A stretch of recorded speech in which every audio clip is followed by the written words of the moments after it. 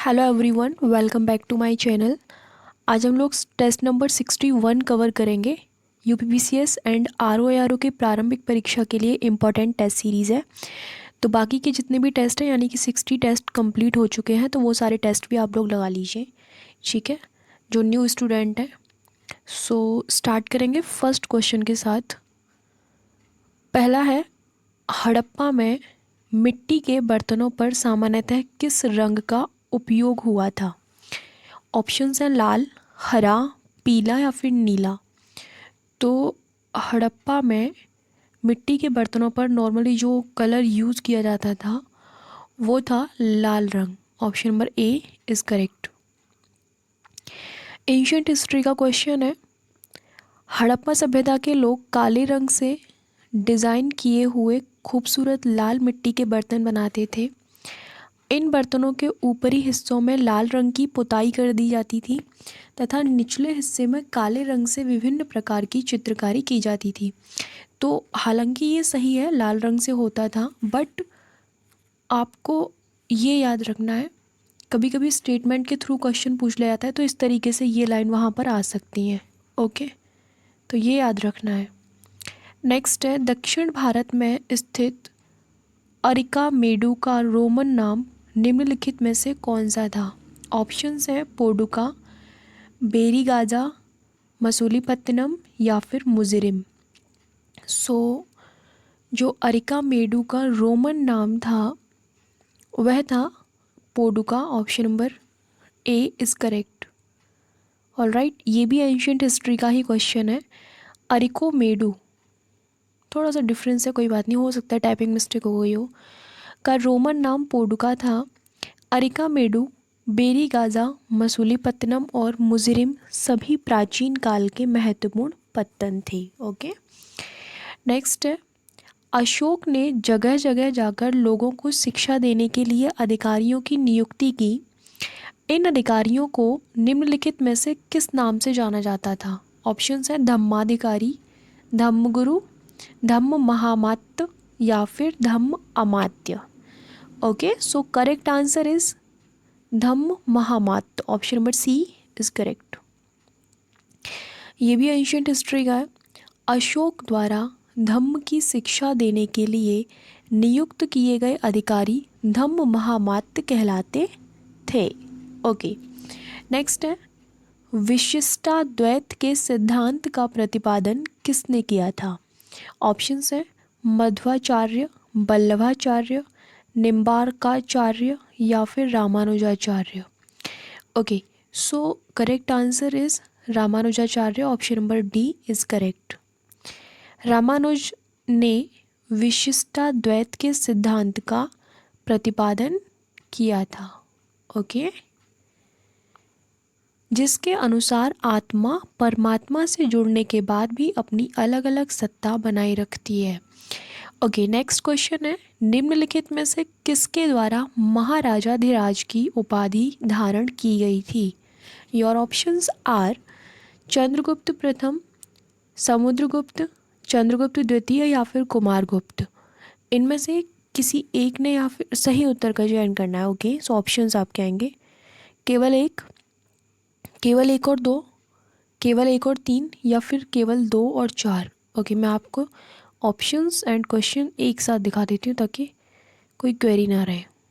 Alright, देखिए, तो correct answer जो है वो आपका है, देखिए, निम्नलिखित में से किसके द्वारा महाराजाधिराज की उपाधि धारण की गई थी? तो वो थे आपके चंद्रगुप्त प्रथम थे, उसके अलावा समुद्रगुप्त थे। It means option number B correct होना चाहिए। समुद्रगुप्त और उनके पिता चंद्रगुप्त प्रथम ने ही महाराजाधिराज की उपाधि धारण की। समुद्रगुप्त की माँ कुमार देवी थी जो लिच्छवी गण की थी। ओके, नेक्स्ट क्वेश्चन हम नहीं कवर करने वाले हैं, सो 7th पे आते हैं। दिल्ली सल्तनत के अंतर्गत बंदगा शब्द किसके लिए प्रयोग किया जाता था? योर ऑप्शंस आर मजदूरों के लिए, गुलामों के लिए, किसान के लिए या फिर काश्तकार के लिए। यह वर्ड यूज़ किया जाता था गुलाम के लिए। Option number B is correct. Yes, गुलामों को फारसी में बंदगां कहा जाता था तथा इन्हें सैनिक सेवा के लिए खरीदा जाता था। साथ ही उन्हें राज्य के कुछ महत्वपूर्ण राजनीतिक पद भी दिए जाते थे। ओके, नेक्स्ट है गुर्जर प्रतिहार राष्ट्रकूट एवं पाल वंश के शासकों के बीच चली लंबी लड़ाई की चर्चा प्रायः त्रिपक्षीय संघर्ष के रूप में की जाती है। सदियों तक चली इस लड़ाई का कारण क्या था? ओहो, एक बार फिर से पढ़ लीजिएगा आप लोग, ठीक है? थोड़ा लॉन्ग है, कोई क्रिटिकल नहीं है। ऑप्शन है कलिंग पर नियंत्रण के लिए, कन्नौज पर नियंत्रण के लिए, गोदावरी नदी के क्षेत्रों पर नियंत्रण के लिए, या फिर कावेरी नदी के डेल्टाई क्षेत्र पर नियंत्रण के लिए। ओके, सो करेक्ट आंसर जो है इसका रीज़न पूछा गया है उस लड़ाई का, तो वो था कन्नौज पर नियंत्रण के लिए। एक बार फिर से पढ़ देती हूँ। गुर्जर प्रतिहार राष्ट्रकूट एवं पाल वंश के शासकों के बीच यह लड़ाई हुई थी, ठीक है? तो लड़ाई की चर्चा प्राय त्रिपक्षीय संघर्ष के रूप में की जाती है। सदियों तक चली इस लड़ाई का रीज़न क्या था? वो था कन्नौज पर नियंत्रण। ओके, ये ऑप्शन नंबर बी करेक्ट है। तीनों राजवंश कन्नौज पर नियंत्रण के लिए सदियों तक संघर्षरत रहे क्योंकि कन्नौज गंगा के उपजाऊ एवं साधन संपन्न क्षेत्र में अवस्थित था तथा कन्नौज की स्थिति सामरिक रूप से महत्वपूर्ण थी। ओके, क्यों कन्नौज पर नियंत्रण करना चाहते थे वो एक्सप्लेनेशन में क्लियर तरीके से बता दिया है। जैन और बौद्ध धर्म के संदर्भ में निम्नलिखित कथनों पर विचार करना है। पहला है, दोनों ने आरंभ में वर्ण व्यवस्था की निंदा की थी। ये निंदा है, किसी भी चीज़ को लाइक क्रिटिसाइज करना, ओके, अलग अलग है ये। दोनों धर्मों ने अहिंसा का उपदेश दिया था। थर्ड है, दोनों धर्म सरल संयमित जीवन के पक्षधर थे। हमें बताना है करेक्ट कौन सा है, केवल एक और दो, केवल दो, एक और तीन, या फिर एक दो तीन, यानी कि तीनों ही करेक्ट है। सो देखिए, ये जो दोनों धर्म थे यानी कि जैन धर्म और बौद्ध धर्म, इन्होंने जो वर्ण व्यवस्था थी उसकी निंदा की थी, यानी कि उसको क्रिटिसाइज़ किया था, ठीक है? दोनों धर्मों ने अहिंसा का उपदेश दिया था, ये भी करेक्ट है। दोनों धर्म सरल संयमित जीवन के पक्षधर थे, ये भी करेक्ट है। It means your answer is option number D. All right, so उपरोक्त सभी कथन सत्य हैं। नेक्स्ट है, शिशु मृत्यु दर से अभिप्राय किस वर्ष से कम शिशु की मृत्यु से है? ओके, मतलब ये क्वेश्चन का कि शिशु मृत्यु दर किस एज के बच्चों को माना जाएगा। ऑल राइट, क्योंकि शिशु ऐसा होता है जैसे 2 साल का बच्चा है, 1 साल का बच्चा, आप किसको शिशु कहेंगे, ये चीज़ यहाँ पर है मेनली। तो शिशु मृत्यु दर किस वर्ष से कम उम्र के बच्चों को कहा जाएगा? 1 वर्ष से कम, 2 वर्ष से कम, 5 वर्ष से कम, या फिर 1 से 2 वर्ष के बीच का बच्चा। सो ठीक है, करेक्ट आंसर जो है यानी कि वो जो उम्र मेनली क्या होगी, 1 वर्ष से कम उम्र का जो बच्चा होगा अगर उसकी मृत्यु जाती तो वह शिशु मृत्यु दर के अंतर्गत काउंट होगा। Option number A is correct. शिशु मृत्यु दर से अभिप्राय 1 वर्ष से कम आयु के शिशु मृत्यु से है। ओके, नेक्स्ट है, नीचे दिए गए कथनों में से कौन सा या से कथन सही है या है? ओके, 2 कथन दिए गए हैं। पहला है, बफर स्टॉक भारतीय खाद्य निगम के माध्यम से सरकार द्वारा अधिप्राप्त अनाज, गेहूं और चावल का भंडार है। सेकंड है, न्यूनतम समर्थन कीमत के अंतर्गत सरकार द्वारा किसानों को उनकी फसल के लिए पहले से ही घोषित कीमतें दी जाती हैं। सो ऑप्शंस एज ऑलवेज वही है, केवल एक, केवल दो, एक और दो, दोनों, या फिर ना तो एक और ना ही दो, यानी कि इनमें से सही कथन बताना है। देखिए, एक्चुअली बफर स्टॉक भारतीय खाद्य निगम के माध्यम से सरकार द्वारा अधिप्राप्त गेहूं, चावल, अनाज का भंडार है। ये चीज़ बिल्कुल करेक्ट है, ऑप्शन नंबर जो स्टेटमेंट नंबर 1 है वो करेक्ट है। न्यूनतम समर्थन कीमत के अंतर्गत सरकार द्वारा किसानों को उनकी फसल के लिए पहले से ही घोषित कीमतें दी जाती हैं। ये तो सभी को पता होगा, पढ़ा होगा एमएसपी के बारे में सब कुछ। तो ऑप्शन नंबर स्टेटमेंट नंबर 2 भी करेक्ट हो जाता है। It means your answer is option number C. Okay, next, Bharat में गरीबी रेखा के निर्धारण के लिए स्वीकृत कैलोरी आवश्यकता ग्रामीण तथा शहरी क्षेत्रों में प्रतिदिन कितनी है? ये इंपॉर्टेंट क्वेश्चन है। 2400 कैलोरी तथा 2100। देखिए लगा लेना, अनुमान क्रमशः दे रखा है, यानी कि पहले किसकी पूछी है उन्होंने, ग्रामीण फिर शहरी, ठीक है। तो 2100 या फिर 2100 से 2400, 2000 से 1500 या फिर 1500 से 2000। देख लीजिएगा, ऑप्शंस पढ़ूंगी तो बहुत ज़्यादा आप लोगों को क्रिटिकल लगेगा। सो जो करेक्ट वो है, उसमें आंसर है आपका 2400 से 2100 कैलोरी, ठीक है। ये है करेक्ट आंसर, यानी कि 2400 होनी चाहिए ग्रामीण की और 2100 शहरी क्षेत्रों की प्रतिदिन रखी गई है, ठीक है। भारत में गरीबी रेखा के निर्धारण के लिए स्वीकृत calorie, option number A is correct. Economy का क्वेश्चन है। भारत में गरीबी निर्धारण में स्वीकृत कैलोरी आवश्यकता ग्रामीण क्षेत्रों में 2400 कैलोरी प्रति व्यक्ति प्रतिदिन एवं नगरीय क्षेत्रों में 2100 कैलोरी प्रति व्यक्ति प्रतिदिन है। ओके, गरीबी निर्धारण का यह फॉर्मूला भारत में, ये इंटरेस्टिंग फैक्ट है, भारत में पहली बार 1979 में वाई के अलग की अध्यक्षता में बनी समिति द्वारा तय किया गया था, ठीक है। नेक्स्ट है, विभिन्न देशों के संदर्भ में मानव विकास रिपोर्ट में उनका स्थान किस आधार पर तय किया जाता है? लोगों का शैक्षणिक स्तर, लोगों की स्वास्थ्य स्थिति, प्रति व्यक्ति आय। तो इनमें से बताना है केवल एक, केवल दो, एक और तीन, या फिर उपरोक्त सभी। तो किस आधार पर तय किया जाता है मानव विकास रिपोर्ट का ना? ओके, सो करेक्ट आंसर है तीनों ही चीज़ें हैं। कौन सी तीनों चीज़ें? लोगों का शैक्षणिक स्तर भी है, लोगों की स्वास्थ्य स्थिति भी है और प्रति व्यक्ति आय भी है। It means option number D is correct.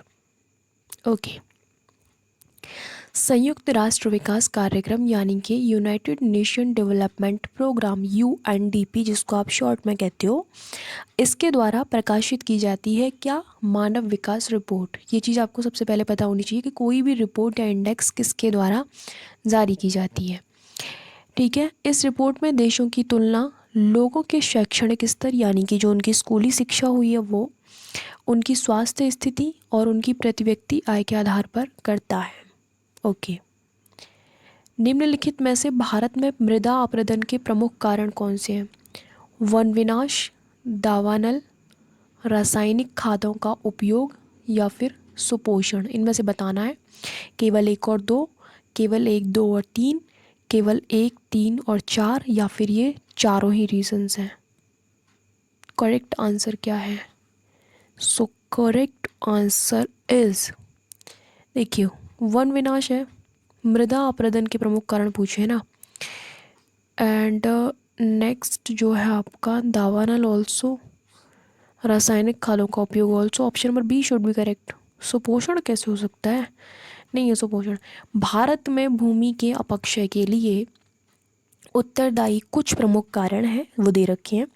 One विनाश है, वन भूमि का अतिक्रमण है, वनों में आग और अत्यधिक रासायनिक खादों का उपयोग है, ठीक है। ये कुछ रीजंस दे रखे हैं। ओके, नेक्स्ट, ये क्वेश्चन मोस्ट इम्पोर्टेंट है गाइस, मोस्ट इम्पोर्टेंट, ठीक है, तो इसलिए ध्यान रखिएगा। नेक्स्ट है, निम्नलिखित में से कौन से ऊर्जा के गैर पारंपरिक स्रोतों के अंतर्गत आते हैं? योर ऑप्शंस आर, नहीं पहले तो वो देख लेते हैं कौन से ऑप्शन में दिए जाएंगे। सौर ऊर्जा, ज्वारीय ऊर्जा, पेट्रोलियम, पवन ऊर्जा। केवल एक और दो, केवल दो, तीन और चार, केवल एक और चार, या फिर केवल एक, दो और चार। सो करेक्ट आंसर इज आपका जो गैर पारंपरिक ऊर्जा है उसके अंतर्गत सौर ऊर्जा आती है, ज्वारीय ऊर्जा भी आती है, पेट्रोलियम नो, और ये पवन ऊर्जा आती है। Option number D should be correct according to me. Yes, Indian geography से लिया गया क्वेश्चन है। ऊर्जा के गैर पारंपरिक स्रोतों के अंतर्गत सौर ऊर्जा, ज्वारीय ऊर्जा और पवन ऊर्जा आते हैं। ऑल राइट, नेक्स्ट है, प्रच्छन्न बेरोजगारी का सामान्यतः अर्थ होता है कि लोग बड़ी संख्या में बेरोजगार रहते हैं, वैकल्पिक रोजगार उपलब्ध नहीं है, श्रमिक की सीमांत उत्पादकता शून्य है, या फिर श्रमिकों की उत्पादकता नीची है। Tell me the correct answer. Actually जो करेक्ट आंसर है, प्रच्छन्न बेरोजगारी का सामान्यतः अर्थ पूछा गया है, सिंपल सा है, श्रमिक की सीमांत उत्पादकता शून्य है। It means option number C is correct. प्रच्छन्न बेरोजगारी के अंतर्गत श्रमिकों की सीमांत उत्पादकता लगभग शून्य होती है।